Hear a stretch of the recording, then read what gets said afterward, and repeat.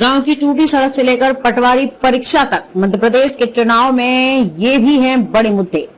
जबलपुर के महगवा गांव में रहने वाली इंदुबाई को प्रदेश में कितना विकास हुआ उससे उनका कोई लेना देना नहीं है।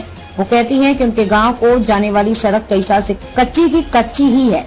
वो इशारा करके बताती है कि हाईवे के एकदम किनारे बसे उनके गाँव में जाने वाली ये सड़क बरसात में लबालब पानी से भरी होती है। इसी हाईवे से न जाने कितने बड़े अधिकारी, नेता और मंत्री गुजर जाते हैं, लेकिन कोई ये पूछने नहीं आता कि गांव में जाने के लिए आखिर लोग कितना परेशान होते हैं। इसी तरह के गांव के जगदम्बा भी अपनी बेटी की बेरोजगारी को लेकर बड़े परेशान हैं। कहते हैं कि बेटे ने पटवारी की परीक्षा दी थी, लेकिन उसका अंजाम क्या हुआ ये सबको पता है।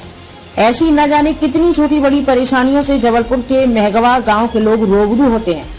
जबलपुर शहर से तकरीबन 32 किलोमीटर दूर नागपुर हाईवे पर एक गांव है महगवा। इस गांव में रहने वाले लोगों का दर्द ये है, जब चुनाव आता है तो लोग वोट मांगने तो आ जाते हैं, लेकिन सुविधाओं की बारी आती है तो किसी के दर्शन नहीं होते। इस गांव में अपनी पूरी जिंदगी गुजार देने वाली इंदुबाई कहती है कि उनको प्रदेश के विकास से क्या मतलब, जब उनके पति की सड़क ही नहीं बनी।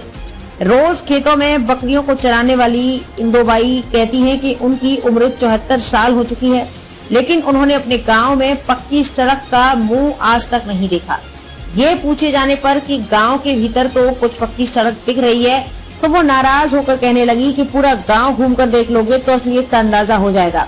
वो कहती हैं यहाँ पर बरसात में कभी आकर देखना तो पता चल जाएगा कि उनका दर्द कितना गहरा है।